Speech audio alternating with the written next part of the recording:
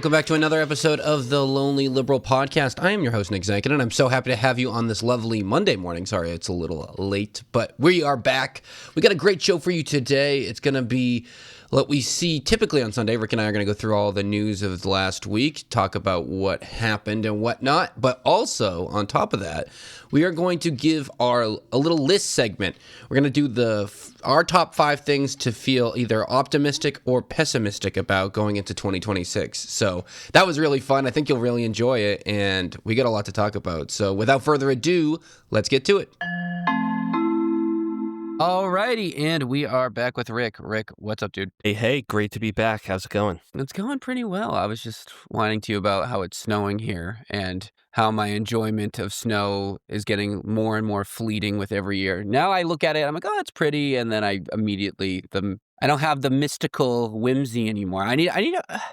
Could you ever see a world where you fall in love with snow? I don't think so. We're a world where I become whimsical in my later years. A little snow bunny. I don't know if that's appropriate. Last week we talked about you're not exactly the most Christmas spirit guy, so I'm not too shocked that you're not a big snowy winter spirit guy either. People are gonna think I'm such a jerk, like just such a like a Eeyore Scrooge. I hate fun and love. No. No, I don't know. Do you? Speaking of Christmas, really quick, do you have a favorite Christmas movie? Ooh, tough question. I would say Home Alone 1 and 2, if I could include both. I rewatched those last Christmas for the first time in a few years, and they definitely hold up. So I'd say Home Alone's. I mean, Elf is up there too, but how about you? Oh, yeah, that's another good pick. Yeah, I was at a holiday party on Friday, and people were talking about this, and I like the, I don't know if this has ever made it into your household, but do you know those, like, stop-motion animation Christmas movies from, like, the 60s with the little, like, the dolls, like Rudolph, Yeah. Heat Miser, Yeah. Snow Miser? I've always liked the Heat Miser, Snow Miser one, The Year Without a Santa Claus, because I like the music. I do like those. They used to be on like ABC Family. Yeah, They used to play those. Yeah. I like they're like little jazzy, like I'm Mr. White Christmas. You're like I those guys. like the devil character that melts all the snow. Oh, God damn it! What a fun one! A Year Without a Santa Claus. What a fun premise. Black Christmas.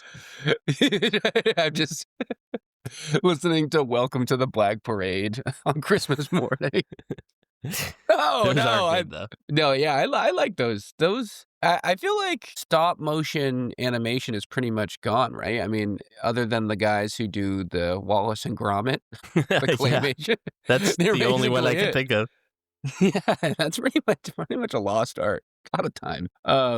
But we have a little bit of a shake up to the formula today we were talking about. This is a pretty revolutionary episode because we're not going to do just news plus corner. We're doing news plus corner plus list, which is pretty great. Big things coming for the podcast. Exactly. And the precipice of this was that the news, well, of course, last night there was a big news story, but pretty low-key week of news other than last night, I guess, which is funny because this news week, which we're like considering not a big deal, has like a mass shooting, Epstein leaks of premier figures throughout American culture, a $12 billion subsidy, and huge sanctions. And both of us came to the agreement of like, yeah, it's a minor week, which is funny. Right, exactly. Yeah, It shows you the state of affairs. Yeah, if this was during Obama's presidency, it would be like the weirdest week ever. But it's like Exactly. the slowest week of Trump's second term. It's so funny.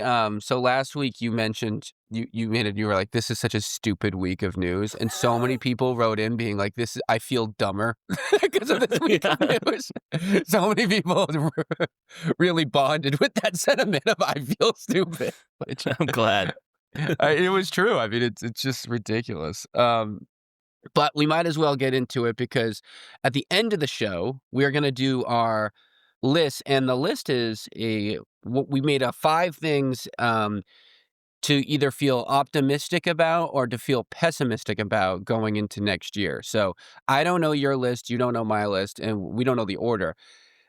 based off of my apparent hatred of love and whimsy, you're probably going to think they're 5 pessimistic things. But I tried to be optimistic at some points. Looking forward to the snow melting in April.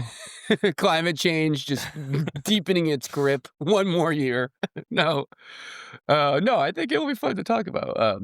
We'll be doing some like kind of countdown lists as the year wraps up, because we're almost at the end here. But Yeah, let's get into it.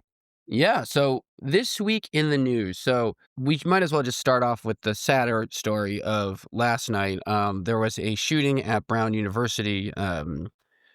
So far, it looks like 2 kids were killed, 9 were shot and wounded. Uh, it's pretty early. I mean, this happened last night, so this is recorded on Sunday morning. So we're not totally sure on everything. I think they said they got a guy in custody this morning, but yeah, just tragic and sad. And I was saying this to someone else the other day, like, out of all the horrible news stories that we sometimes have to talk about, nothing makes me more depressed than the mass shootings. It just makes me feel like every time it just kills you. Yeah, exactly. And like the disconnect between what needs to be done or what should be done with gun reform and even with mental health care and everything else surrounding it is so, like, the difference between what needs to be done and what is lawmakers are actually doing is so giant on this issue. Like they can't do like the bare minimum 1% of what needs to be done. They don't do It anything. is, right. So it's just depressing. And then every shooting you have people saying, now is the time for thoughts and prayers. It's not the time to talk about gun laws. But then when there's not a shooting, everyone's like, how dare you bring up taking away people's guns? So like there's really no time to talk about it.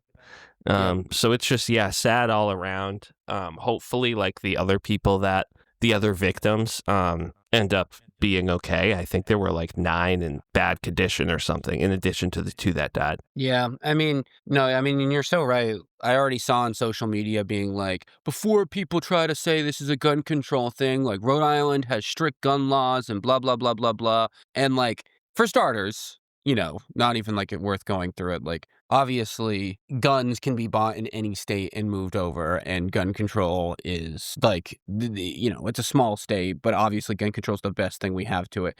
And the other thing is that I have yet to hear anyone say like, okay, like, well, then what do we do? You know what I mean? Like, okay, if you don't think gun control is the option here, then what are we doing? Because so far, the do nothing option and just let more guns go is not working. So I don't know. I have yet to hear a compelling argument. Like they whine about gun control, but I've yet to hear them say what should be done. And in fact, a lot of people don't even recognize that there is a gun problem in this country. They think it's just only, liberal maniacs and so forth. So. Right. And I feel like what ends up happening is like the only thing that lawmakers can agree upon to do is just heightening security and police at our schools. Yeah, just militarize and so, like, everything. Schools, just military. And so schools are like, because one thing that was brought up, which is like these classroom doors in the buildings where the shooting happened are usually locked, but during finals week, they left them unlocked because like people are leaving at unusual times. So like, obviously, I'm sure there's going to be, major security enhancements and whatnot. So that's kind of the only thing that happens in the aftermath of these. Arm the teachers. We hear that one sometimes. Right. Yeah. On top of teaching the class, our school teacher should also have weapons that they are able to shoot the students in case they go crazy. I mean, what are we talking about here? Well, yeah, every teacher is a trained military combatant to attack the students if need be. I mean, what? Do people hear how ridiculous that's? Such a crazy thought and such a sad state of affairs. But yeah, hope everyone who got shot is okay. And it's funny, again, and I'm sure because it was at a school, people are going to say, oh, see, like a gun-free zone, if there was only more guns there, and if blah, blah, blah. But, gun-free zones tend to be the zones where there are most people at, and that's where mass shootings tend to happen because that's where the most people are. I don't know. I don't know what to do, but it just makes me sad. And, what's funny, too, before we go on to the other stuff, is obviously a few weeks ago we talked about the shooting that happened in D.C., and which resulted in, visas being paused from Afghani nationals because of the guy who shot them being just having Afghan ethnicity. Well, I wonder what the energy will be like from the White House, or will this just be a TNP thoughts and prayers moment rather than major policy changes because of a shooting? Or how much it'll change if the shooter of this time is a foreign national rather than just a person from Rhode Island. Right, exactly. And, God forbid if the shooter ever voted for a Democrat, I'm sure this will be, used against everybody again. I can't wait for them to go, this time in 2006, the shooter tweeted, "I hate Obama," but then he tweeted he loved Biden, and what do we do? You know what I mean? It's so embarrassing. It's just such a sad state of affairs with that stuff. And speaking of sad state of affairs, more Epstein files were released this week. A lot of photos this week. An unbelievable amount of creepy photos of masks on the wall on the island, and don't love that. Again, the classics showed up in the images. We saw Trump, Clinton. We saw Bannon now, who keeps popping up. Mr. Woody Allen made an appearance. Great. Bill Gates. Yikes. This story needed Woody Allen. That's what the Epstein files really needed, was Woody Allen to be involved. It's so funny because, it's there he is. There's Woody. Why wouldn't he be friends? Of course, there's Woody. I thought the Steve Bannon photos were very weird. There's one of him and Epstein doing a mirror selfie, both looking at themselves, looking at their outfits together. Literally, Epstein has this, it's literally a full body mirror selfie that looks like they're in the Macy's dressing room trying on new clothes. It really does look like a dressing room. Yeah, they're freaks. I mean, and then another one is Epstein on the set of a Woody Allen movie while Woody Allen is literally sitting in his director's chair looking at a monitor. And Jeffrey Epstein's just but looking over his shoulder. Why? This guy was really just so out in the open, hanging out with all these other creepy, powerful dudes. It really is a murderer's row of creeps. Dude, it's everyone you would have thought. Bill Gates is really having a rough go these last few years. I feel like Bill Gates at one point had a pretty good image, and his image is really tanking over time. Yeah, for sure. And yeah, of course, our buddy Bill Clinton showed up in a lot of the photos. I mean that sarcastically. He is not our buddy. Yeah, Bubba Bill. Bubba Bill, who, of course, let us not forget, endorsed Cuomo and the recent New York mayor. I wonder what. Yes. Who? Let's remind ourselves, is not a perv. He's just Italian, in his own words. Yeah, and I think more files are coming because in addition to all of these ones that Congress is releasing, there was also 2 different judges last week in separate cases that ruled that additional files from trial investigations will be released. So I think we're still seeing them. Of course, Trump denied all wrongdoing and saying, I was never good friends with him again. But the more and more it comes out, the more clear it is that Trump and Epstein were really good friends. And it wasn't just an example of, Epstein, because he went to charity events, got one photo with Trump one time. No, it's very clear they were good friends. And it's very clear that they bonded over women together. Women is putting it. I was gonna say, what a graceful way to put it. Yeah. They bonded over their appreciation of the female form, which is that's the proven Trump quote. But obviously, the truth is he's such a psychopath. Yeah, it's awful. Yeah, it's an absolute disaster. If you can't, you'll just cry if you can't laugh at it.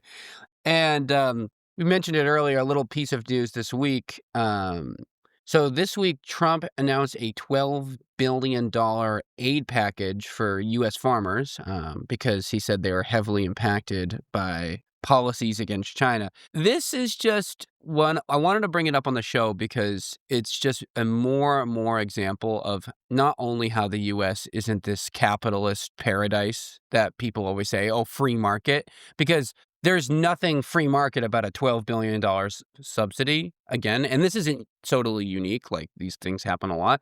But my point is that if you said I wanted to give a $12 billion subsidy to, I don't know, clean energy or to healthcare or to whatever, like the right-wing news media and politicians would be literally losing their minds. But for some reason, when we give billions and billions of dollars of subsidies to farms, that like the free market isn't expected to work. Right. And it's also another example of economic damage done by Trump's tariffs, like that have hit farming equipment and fertilizer really hard. And so it's another example of like Trump trying to fix a problem that he had just created. So he's like, oh, I'm going to give a handout to these farmers because they need it.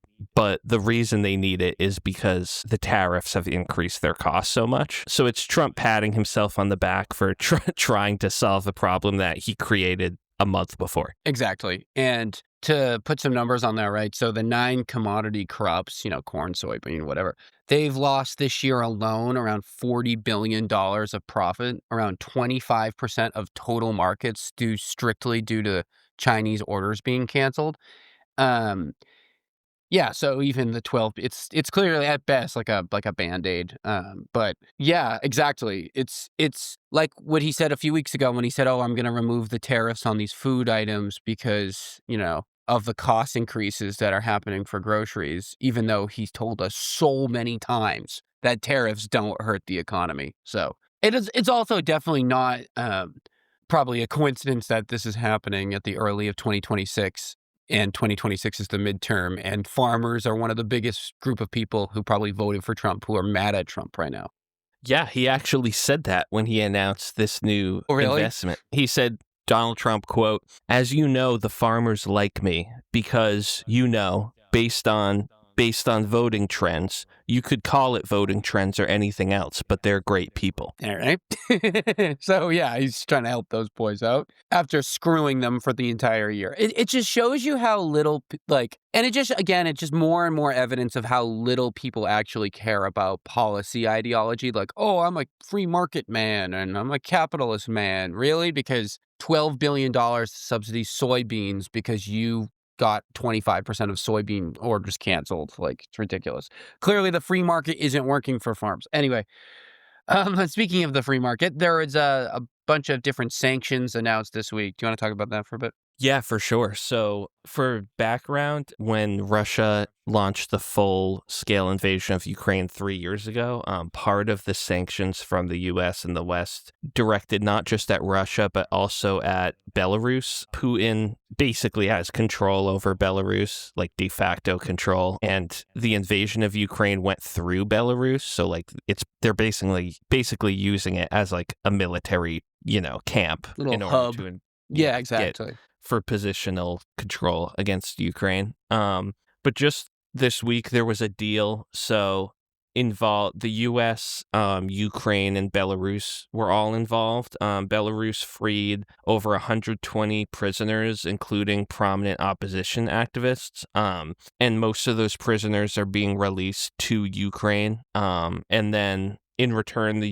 U.S. agreed to lift sanctions on them. So I thought another interesting update coming out of all these talks was that Ukrainian President Zelensky said that he would sign a deal that says Ukraine will not join NATO if he's able to get security concerns from Europe. So that was kind of a big development because obviously, like, Putin and Russia's side of everything has been saying from the start, like, NATO is coming for us. They want Ukraine because NATO eventually wants to control Russia and blah, blah, blah. Yada, yada. So I thought that was kind of, kind of a positive development because it's like I can see this being an off-ramp for Putin because Putin can go back to his people and say, see, I got the deal we wanted. Ukraine can't join NATO, whereas Zelensky can go back to his people and say, I got the deal we wanted. We got security guarantees and Russia will withdraw. So potential for an actual deal. Yeah, the NATO thing has always been suspicious too, right? I mean, like, has anyone really believed that Europe is going to try to take over Russia? It seems like out of all, what's more believable, Russia trying to take over European countries, or you know what I mean? It's always been a funny Right. claim that Putin's always hung his hat on of like they're coming for me, like really, really, because that's happened so much. He quotes World War II a lot in that way, but anyway, yeah, I mean, it's interesting. I mean, it's also so interesting, all these random ex-Soviet countries and their relationship with Russia now, and like how sometimes they're pro and against and all the drama there. It's one of like the things that we don't hear a lot about in like the US media that much, but it's probably just like such a huge deal for so many European countries, just all of this lingering drama from the post-Soviet Union. Yeah, for sure. It's super interesting. But yeah, I mean, it's the one deal that he, seemingly can't make. I mean, he hasn't made any. It's so crazy, this 8-war deal that they keep going on and on about, when so many of the 8 peace treaties that he even claims happened in his first term, which they weren't even true, but like none of them are active. It's so weird, and it's such a great distraction from people realizing that he hasn't actually fixed this one war, which he said he would end on day one. Right. And it's like, I'm at the point where it's like, let's just smile and give Trump applause so he can think he solves it, so he won't do any more damage. Exactly. Let's just let him ride this deal making bullshit into the sunset, you know? Exactly. Like, just continue to play. Like, that's the way to do it. Just say he saved, wind energy and call it Trump wind, and I don't care. He solved the Israel-Palestine question. 70 years. Nobody could solve it. He did it. And the answer was a shock. It was, why don't we just develop Gaza to a strip mall? People hadn't thought that. They thought, why don't we make this a freaking Bahama-like resort? What's it called? A Sandals Gaza. That'll fix it. Like, yeah, Gaza needs a few more TJ Maxxes. Exactly. Not enough Arby's. That'll fix it. No, I mean, it's an interesting point, and maybe one we can talk about on our list. So before we get into our list, I think with that being the wrap up of our expedited news thing, it's time for Rick's Cultural Corner. Thank you, Linda. Linda is really rough. I give her updates. Nothing helps. She hit the bottle a little hard this weekend. I think she's still Sunday morning. She's she's on the wagon again. Yeah. Robot Linda. So how's it going? Yeah. Let's return to friend of the podcast, Joseph Rogan, podcaster in chief. Yeah. King Rogan. Former liberal.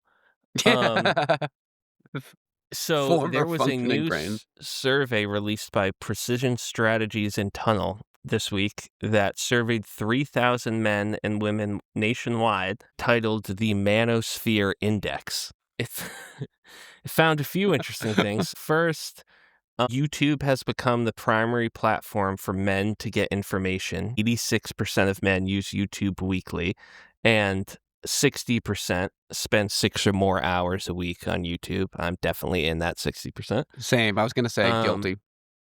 Yeah. 6 out of 10 millennial men listen to podcasts weekly. 47% of all men said they trust Joe Rogan as a source of information. So that's 47%.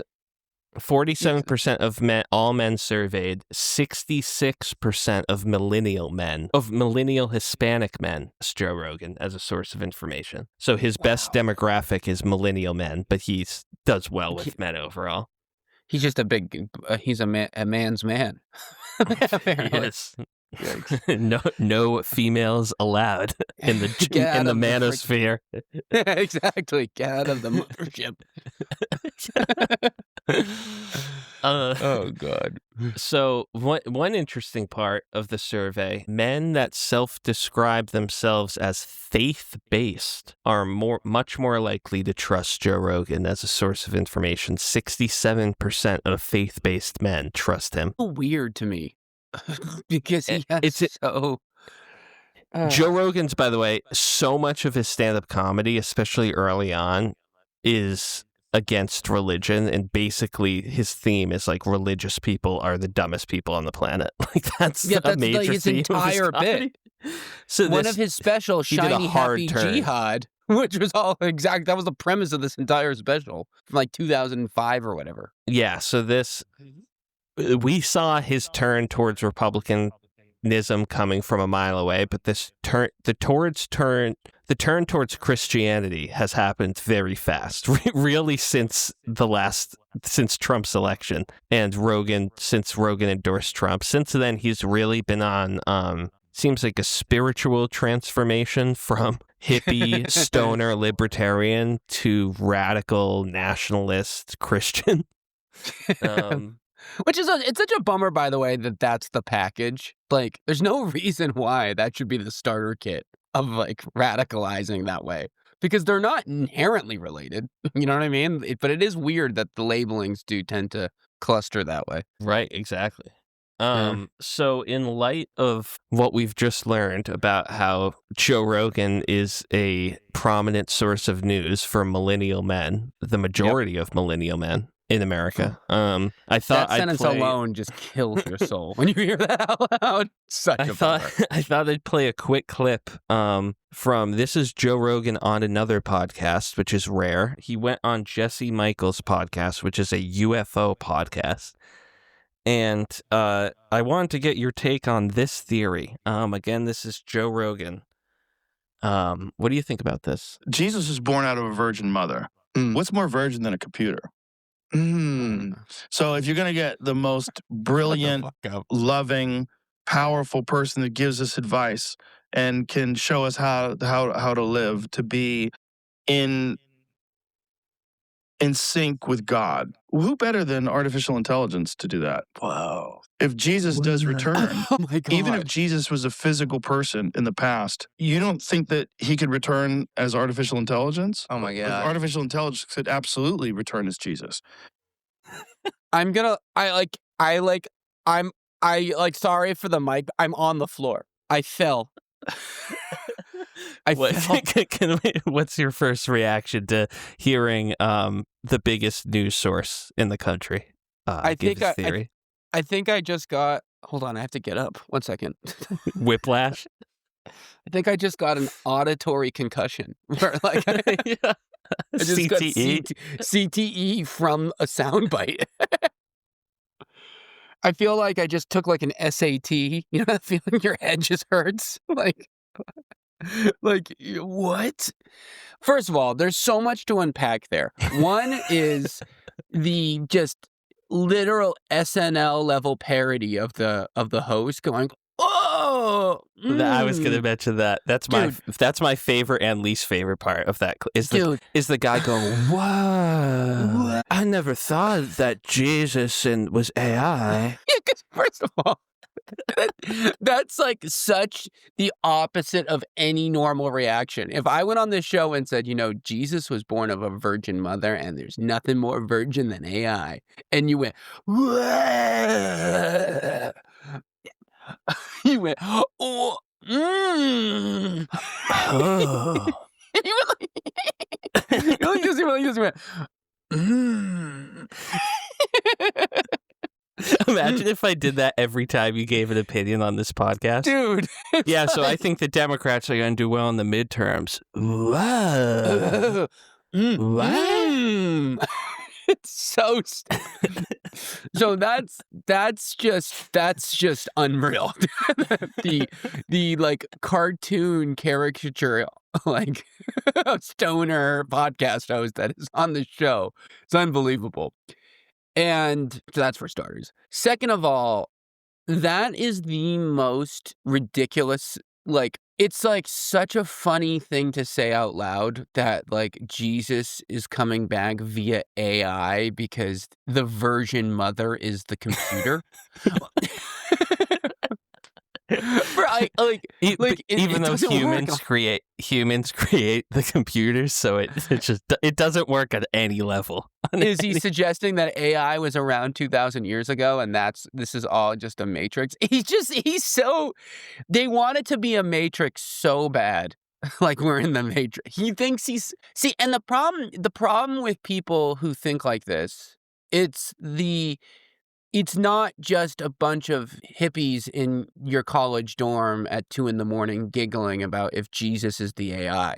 This is 60% of the country going, my God, oh my God, Jesus is back, and it's ChatGPT.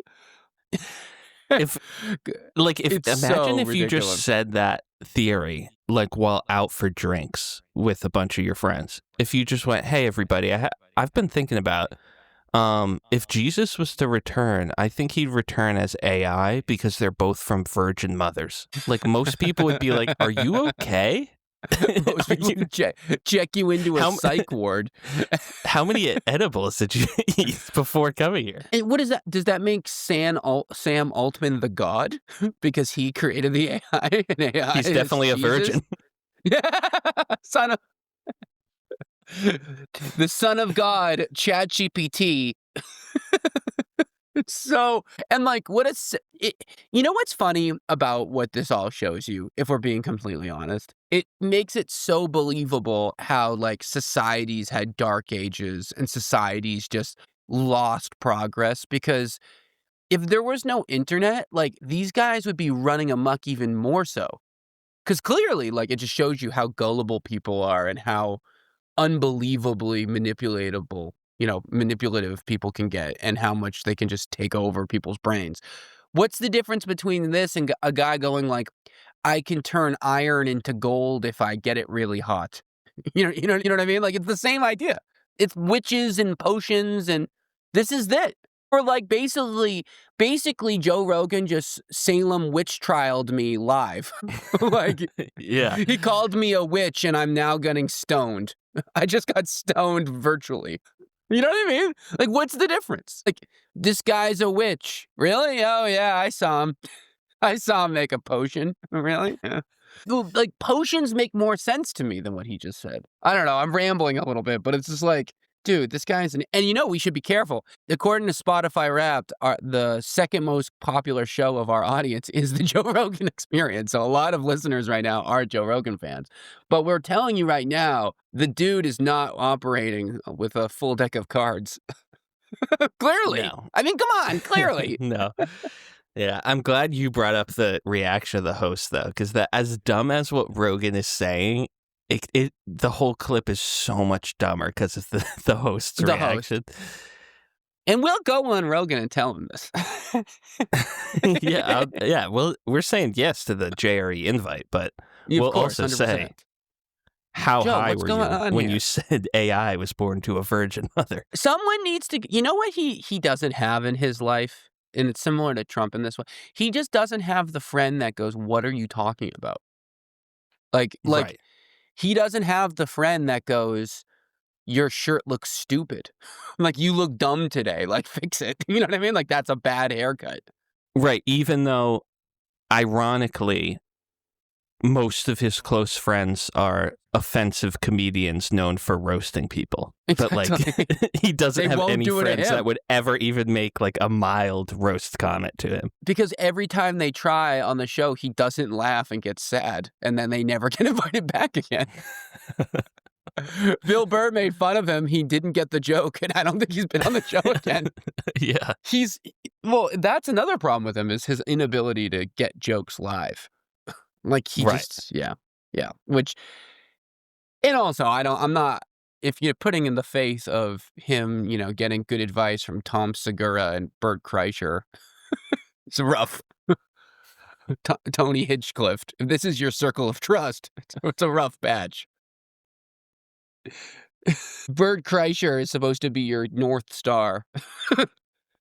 Right, like this study where it's like 50% of men trust Joe Rogan as a source of information. Like, you're de facto trusting Bert Kreischer and Joey Peter Diaz. Thiel. Yeah. And it's just like, and I don't think people realize it. Like, there are so many people who think so many things. Like, I could find a guy with a PhD who thinks that, eating tree bark actually helps you live longer. And if, like, you could just say, like, oh, wow, No way. If you eat the trees, you get your telomeres extend. Like, people just say stuff. Like, I don't understand why, like, anyone doesn't realize that, like, just because someone is an old man who's bald and says something with a mystical tone doesn't make it real. Like, I'm gonna start doing I recommend anyone who listens to the listen to the Tim Heidecker JRE parody pod, the 10-hour. No, you don't have to listen to the whole thing. But his ability to recreate what we just heard live is just so good. Because it sounds like it's from that, you know? Yeah, it's amazing. One of the best Like, parodies I've ever seen. it's like a perfect of them. You know, have you heard about the Chumbawamba people? What do you mean? They don't even eat meat. Whoa. Whoa. Yep, the Chumbawambas only eat berries, and yet they have 6-packs. What? Explain that. Yeah, they Like, they brought a just- Chumbawamba to a McDonald's and gave them a Big Mac, and they said no. They wouldn't eat it. What? No way. Oh, the Kanachi people? Oh, you don't know about them? Oh, they hold their breath for 20 minutes. Really? They live in the water. Just say stuff. Their life Like, it's just expectancy is 140. What? Really? But they won't go on camera. No way, no how. Like, they just say, oh. It's just it's like so dumb.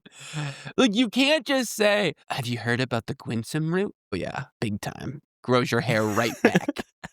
What? Pharma doesn't want it out there. They don't want it. Why? Money. Follow the money. Anyone can do this. Like, it's not hard to just say random facts and just say follow the money. It's like the stupidest I don't know. Anyway, what can you do? We're haters. People are going to call us such haters right now because the Joe Rogan Defense Club is massive. Oh, yeah, it's strong. Yeah, we're going to get attacked, but whatever. Armed and dangerous. But anyway. Yeah, they're a tough. You're going to get like an arrow to the calf. Yeah. We have to get private security because we said Joe Rogan's AI Jesus Christ theory is stupid. How dare you? But that is a great culture winner, honestly. But we should do our list now because we have a lot to talk about. So to remind people, our prompt was basically a combination of 5 things to make you feel good going into 2026 about the politics scene, or 5 things to be freaking out about going into 2026. And when you thought of the idea, but did you have an idea in mind when you made your list? Like, did you have an obvious starting place, or how did your brain go when you were thinking about this? Yeah, I think just thinking about like where we are going into the second year of Trump term 2, I think it was surprisingly easier to find reasons to be optimistic, but I think that's because we've been so pessimistic and depressed this past year about the Trump administration that it's almost like we know how bad it is, so it's like easier to imagine it improving, I guess. So yeah, I don't know. Should we each give a reason for optimism first? I think it'd be fun if we did 5 through 1, like go down like a ranking almost. Like, you give your 5, I give my 5, and then the 1 is the most juicy. I don't know if you've ordered them that way, but that was how I instinctively ordered it, by juiciness. Yeah, I could do that. I don't know how juicy any of mine are. I mean, they're not juicy. This order is ridiculous. It's a pointless countdown. But all right, why don't you start with your number 5? What do you got? All right. Reason to be optimistic. I think this is the most obvious, but MAGA Republicans have been losing a lot in electoral, like in elections the past year. We saw that in like mayoral races, in governor races. When you poll Trump's handling of the economy, do you trust him to handle the economy, which is usually one of his strongest measures? It's down to 31% from 40% in March, which is when all the tariff stuff really kicked off.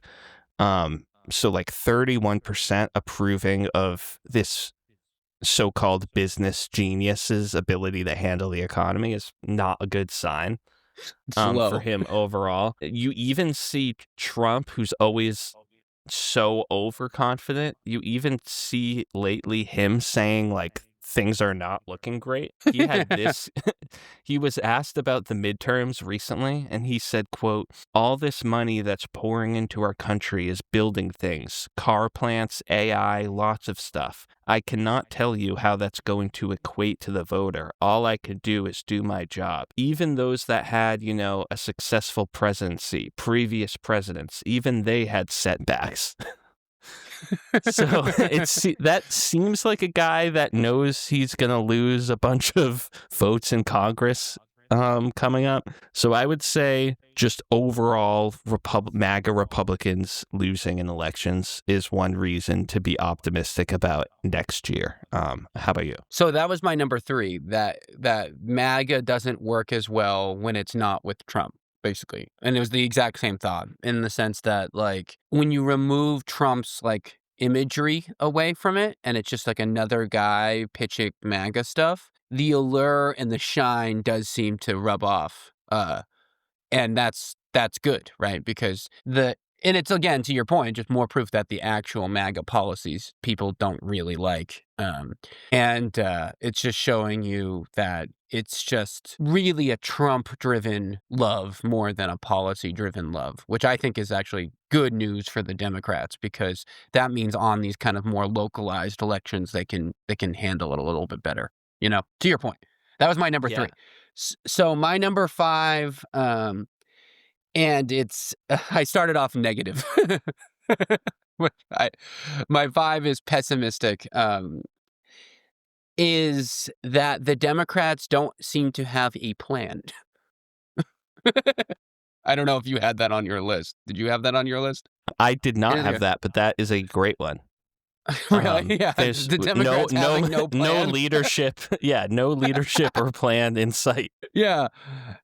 It is what the title says, right? The title says it all. I mean, yeah, it's been almost a year now since Trump was elected. And early on, a lot of this show was us waiting.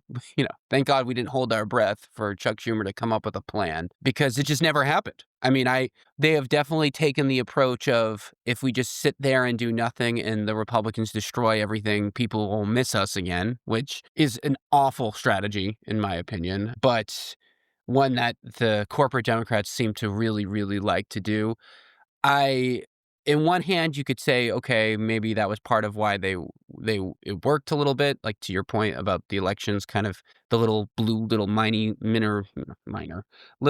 blue wave that I guess you saw. But I actually think it's a disaster. I worry that things move so fast, and I have yet to see any semblance of understanding the task at hand from the Senate Democrats and House Democrats, particularly from Jeffries and Schumer. So that freaks me out, because I don't think they've learned much over the last year. No, they haven't. And I mean, at least Nancy Pelosi is finally retiring at age 90 or whatever she is. The immortal. Yeah, but I don't know if Jeffries seems like the strong leader they really need. Schumer definitely is not the strong leader they need. No, he's just failing time and time again. It just makes me sad. But that was my number 5. So what's your number 4? So for 4, I'll go pessimist. You'll go negative too. I think this will continue, unfortunately. Democrats have largely shown an inability to stop Trump's immigration actions. All we've got is pending court cases, most of which usually side with the Trump administration once they get elevated to superior courts in the Supreme Court.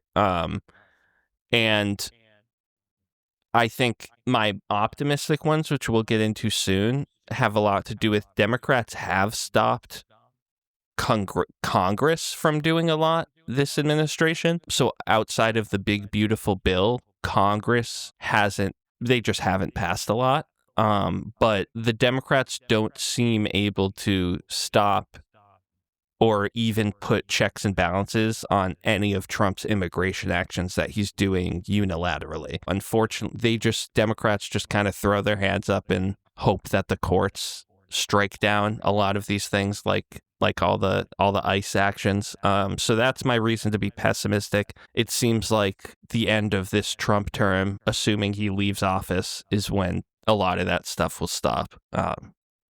Yeah. What's your next That's a great one. That's not on my list, which that should have been on there. That's a really good one. And it's interesting too, just to add quick, that immigration seems to be the last issue remaining for MAGA, because now that they're kind of throwing away affordability as a Democrat scam, according to Trump, right, he's ended all wars, affordability is solved, and healthcare is back. Basically, he has nothing he's focused on other than illegal immigrants and undocumented and ICE stuff. So it seems like that is their last thing to hang their hat on in their way. And it is, to add to your point, it's unbelievable to me that all of the ICE stuff is still even as popular as it is. Even though it's losing popularity, the fact that it's still fairly a winning issue, the way ICE has acted in this mass deportations, is a real bummer. Because I feel like that will supersede Trump. You know what I mean? I think this rhetoric is just here to stay for a while from the right.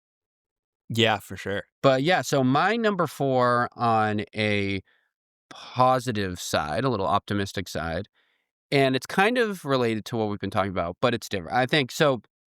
Basically, I labeled it as GOP overreach is handing Democrats issues on a silver platter. And Nice. yeah, and basically they have done everything in their power to give Democrats victories in a way by going exactly against everything they say they believe in, right?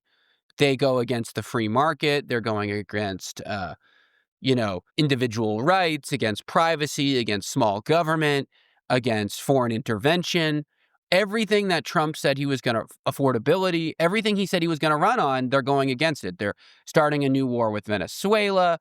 They've now made, restrictions on what will qualify for funding and what won't qualify for funding. They're still going on about abortion stuff, even though that's highly unpopular. Blocking the ACA subsidy stuff, that's going to raise costs for everyone. They haven't really come up with any issue at all. So if Democrats can't win the argument of we'll protect your rights, your health care, your kids' future and whatnot, that's on them, because the GOP is basically handing this stuff on a silver platter by being so inept. Yeah, I think that's very well said. Right. If I think in terms of elections, if they were smart, Trump and the Republicans in Congress would just be so focused on affordability and inflation and all those connected things. But they've had to fall in line with Trump. So they haven't been able to criticize the tariffs, which are, making everything more unaffordable and things like that. So yeah, I think that's a good point. They could pivot towards back to what Trump ran on in the election, which is that everything costs too much, but they're not doing that. They're doubling down on these niche culture war issues. Exactly. Which, it doesn't seem smart. And not affecting people's day as much as they claimed it did, a year ago. It turns out that you're not poor because they're funding, transgender people, right? You're poor because the corporations are stealing from you. But a good example of this, and this is just before we go to your 3, it's all about the angling, right? So the DOJ, for example, suing states about voter lists, they say it's, we want to have IDs for voters and stuff like that. They want these detailed voter lists. But Democrats should just be framing this as surveillance and federal overreach instead of integrity stuff. Because that's the thing that really resonates with a lot of conservative folks. They really like privacy. And so much of Trump's images, his policies, are so anti-privacy. They want to get involved in your every decision, from your doctor's office to your voting and everything. They just want to know everything about you and then judge you harshly on it. So I feel leaning into this privacy stuff would be so good, and they're doing everything in their power to lose that kind of imagery. So, yeah. Anyway, so what's your number 3? Yeah, so number 3, I would say, just in the past 2 months, we're seeing congressional Republicans starting to break from Trump. So this is a reason to be optimistic. I would qualify that with like Trump has an iron grip on the Republicans, but it's loosening a little bit. So I'm not saying that like they're going to start impeachment proceedings or anything, but the Epstein files was like the first clear issue of Trump telling Republicans, like, there's nothing to see here. Stop talking about it. This is not an issue. Get over it. And the outcry was so strong that like eventually they had to vote with Democrats in releasing them. And people might say like, oh, there's been plenty of issues where congressional Republicans have broken with Trump, but those are more like sub issues, like, oh, within the big beautiful bill, they didn't want this, or like they're against this type of tariff, but they want this type of tax cut. But there was, until the Epstein files, there was never such a clear issue of Trump saying like 100% do not do this. And Republicans eventually saying, sorry, but we have to vote to release this. Like, we have no other option. Like, first few cracks in the Trump loyalty whole phenomenon, I'd say, is a reason for optimism, although very slow, little optimism. I'm not too excited yet. No, it's a good one because it's like, yeah. There are little cracks, and it shows you how fickle they are, like, in terms of taking the abuse from Trump himself, right? We saw it with Marjorie Taylor Greene. Like, she gets a little bit of attack from conservatives and just goes, you know what, I'm out of here. Like, immediately. Right. After years and years of just being so staunchly the biggest fan ever. I mean, if the woman who says that, you know, weather is controlled by the Jews of America and that's why my state gets so many natural disasters is like, this guy's too nuts. I mean, yikes. That's a yike. That's a yikes moment. So my number 3 was your number 5. So I guess I'll go to my number 2, which is a negative one. And it's basically kind of like, it could work for the Democrats, like, very, like, callously, but, like, it is really just depressing, and I kind of mentioned it, is that so many rollbacks of any gains from the Biden administration are gone. I mean, we're going to see a lot of, I think, fundings getting cut from any kind of clean energy. Like, I think that's just going to continue to really see a lot of pain next year. Like we mentioned earlier, like, healthcare is going to go up a lot without these ACA subsidies being extended, which is looking like it's going to happen. Like, it really does look like next year will be a really rough year for the economy, barring something crazy happening. Yeah, exactly. That's a good point. And yeah, even like the stock market the past few weeks has not looked good either. Like, you saw kind of like all these bad signs in April when the tariffs were announced, and then since then you've seen like steady growth, but that growth has really like halted the past month or so. So yeah, I'm not optimistic about the economy going into next year. Just like the state of affairs, you know what I mean? And sometimes, you know, you'll see like strategists say, oh, it's good, you know, because it'll make Trump look bad. But, you know, we're not trying to ruin the country here. Like, that doesn't help anyone here. Like, if the country actually just sinks. And I worry for so many people, you know, not just in the kind of jobs I do, but like just in general. Like, it just seems like they really are butchering it so bad, and it's just a sad state of affairs for the country. But what is your number 3? Because we're on your 3. Yeah, so I mentioned it briefly before, but my number 3 is Congress is unproductive and likely to stay that way. Yeah. So Congress has passed only 47 total bills in 2025 as of December 11th. This makes it the least productive in modern history of any, you know, year Congress term. Recently, there's been this phenomenon where presidents have been only able to pass major legislation within their first 2 years of the presidency. So you saw that with Obama term 1, you saw that Trump term 1, and you saw that with Biden term 1, that after they get hit hard by the opposition in their first midterms, they aren't really able to pass any significant legislation for the rest of their presidency. And Trump passed the big, beautiful bill, obviously, in his first year of term 2. And it just seems like that's going to continue. In general, Congress gets less productive the closer you get to the midterm elections because they're all just focused on campaign donations and speeches and everything. They're not really doing their job, which is unfortunate that they only serve 2-year terms because it means every other year they're barely doing their job. Exactly. What an unbelievable electorate. Like, it's just ridiculous. Yeah.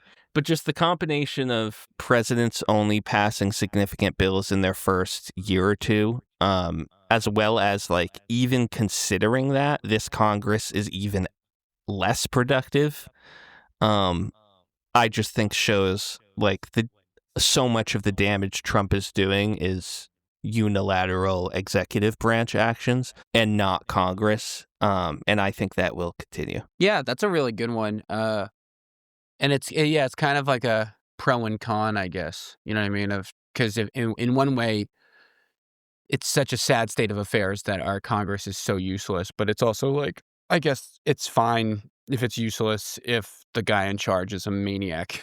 You know what I mean? But I guess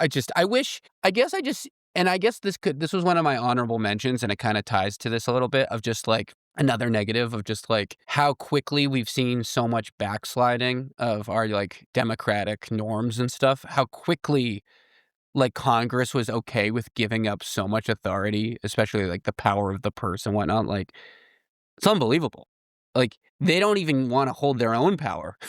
They're so spineless. Right. I didn't think they'd be that spineless to the point where they would actively ruin their own lives for the sake of image. Like, like it's just kind of crazy. But I'll do another because we overlapped on one. I'll do another honorable mention before I do my number 1. So my number 2 will be that I do feel like we're going to see a lot more primaries going on in these midterm elections. And I do think that we're starting to really see a little bit more of a rise of kind of millennial / Gen Z candidates who are kind of economically populist, kind of Bernie Sanders little acolytes kind of going out there. And I think that's a great thing. I think not just Zoran winning, but like I do think more and more proof that popular ideas and a charismatic politician do win and can beat money in politics, even if the institutions don't want that to happen. So I think it is inspiring, and it's one of the things that Trump does unintentionally is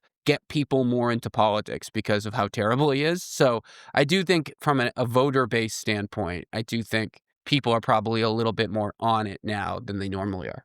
Yeah, I really like that one. And yeah, like seeing progressive millennial politicians, I think, is reason to be optimistic. Like, I think part of Zoran Mamdani's magic is that, like, it's partially the focus on affordability and, like, the progressive ideas. And it's partially that, like, he just seems like a regular millennial guy that you would be friends with. Yep. So it like feeling represented, like he's such a good source for that. If you're somebody in our age group with, roughly similar political views, in a way that somebody like JD Vance on the right, who, is also a millennial, he just doesn't seem like he's representing anyone other than Silicon Valley and the heritage. So social media empires. Yeah, like he doesn't like I don't think there's like guys our age that are conservatives that are like JD Vance is really just the ultimate cool bro that represents us in the same way that like so many people our age actually do feel that way about Zoran. Like, exactly. So I think, definitely reasons to be optimistic about like millennial politicians, and just the whole theme of like being genuine and like, you don't have to be perfect. Like you can have said dumb shit on Twitter years ago, but like, we just want you to come off like an actual person and not a robot. And not like a corporate like plug. You know what I mean? Right. Just like a shill. Exactly. I do wish that extension would go to Tucker Carlson, who just seemingly is immune to Right. any credit. I don't know. I sent it to you, but we didn't even bring it up. We should have brought it up in the news. It's so stupid. Well, you famously in your culture corner brought up, Zin salinity. What is it? Masculinity? What is it? Yeah, that was it. And how Tucker is like a Zin an hour or whatever. We found out on an appearance with him on Theo Vaughn's podcast that he is using them anally. Yes. He's putting Zins in his butt for a stimulant and yet still gets a cool guy label. Because to me, that's yikes. Yikes. No for me, dog. Yeah, that seems like a weird one. Maybe don't Zin pouch. Maybe drink a cup of coffee, Tucker. Thank you for Tucker's been on a big "what is gay" streak recently, where I've been sending you some clips that unfortunately are in my Facebook algorithm for some reason. Yeah, Tucker they love Carlson you. talking about homosexuality, but yeah, Tucker's been asking a lot of questions like, "What is gay? Who is gay? Is gay real?" These are real questions he's getting to the bottom of on this podcast. I mean, that could be on my honorable mentions as a pessimistic that Tucker Carlson could make a run. He's prepping for his political move. It's Right. freaking me out. But my number one, unfortunately, is a negative one. I'm wondering if it's your number one, too. Basically, voter suppression and rigged maps for the midterms. I think we've seen this kind of, very outward gerrymandering happening, both obviously in California and Texas and all around the country. But this gerrymandering has absolutely helped the GOP more than the Dems. Like, there are more seats now available for the Republicans than there was before all of this unprecedented kind of mid-decade remapping and stuff like that.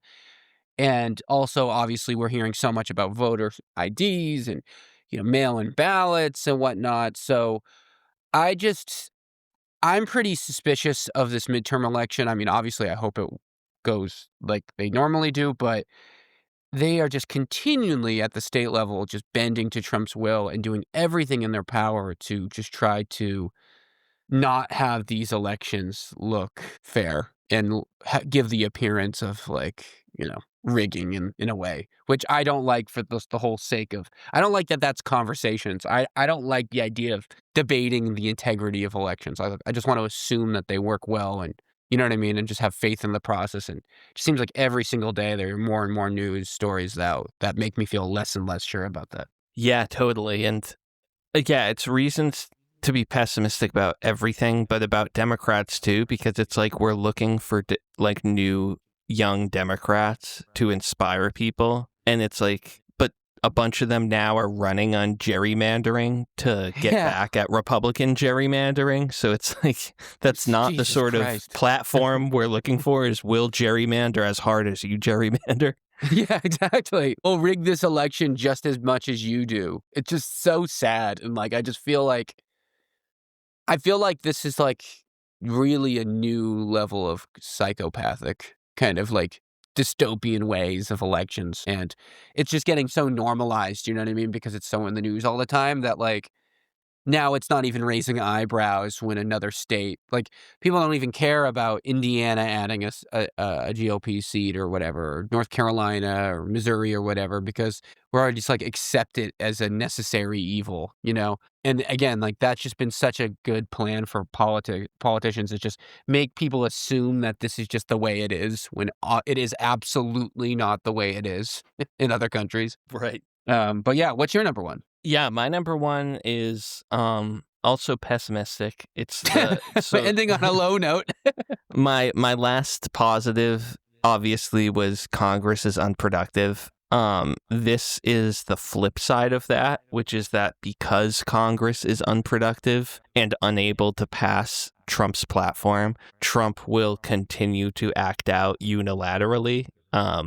because he feels his back is against the wall. And so he's going to get even crazier. And I think that's part of the motivation for all this Caribbean Venezuela war talk is that there's way too much focus on the Epstein files and way too much focus on Trump's inability to lower costs for everybody, that they need new enemies. Like, immigrants aren't good enough. Like, they need new enemies to, get people riled up and take their focus away on all the stuff Trump is failing to do. So that would be my pessimism, is just that because Congress can't do what Trump wants, Trump will keep acting out on his own. That's a great one, and probably true. It's sad that neither of us in our list said, war with Venezuela in 2026, even though we both kind of think it's happening. That's just so, like, it's not even a top 5 misery, a giant potential Iraq-styled war.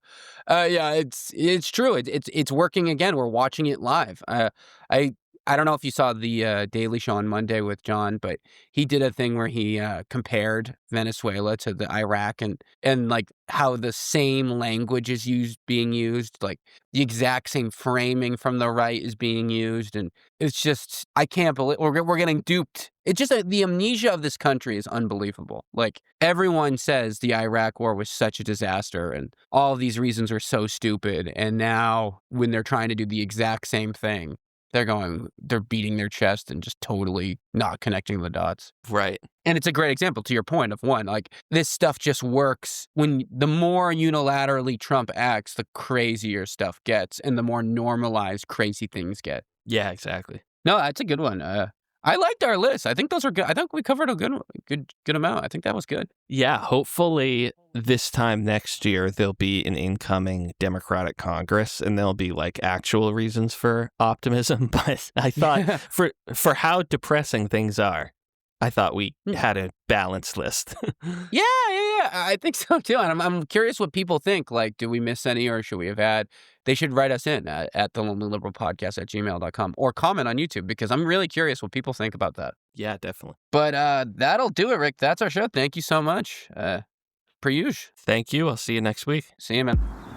And that's our show, folks. Thank you so much for listening today. If you like the show, please give it a 5-star review wherever you are listening. That'd be really helpful. And if you're on YouTube, please comment and like and subscribe too. But really the comments, because I'm really curious what you think. What do you think of Rick and I's list? Do you think we missed anything? Do you think we're being silly one way or another? Love to hear from you. You can also write in at thelonelyliberalpodcast@gmail.com. I love getting emails.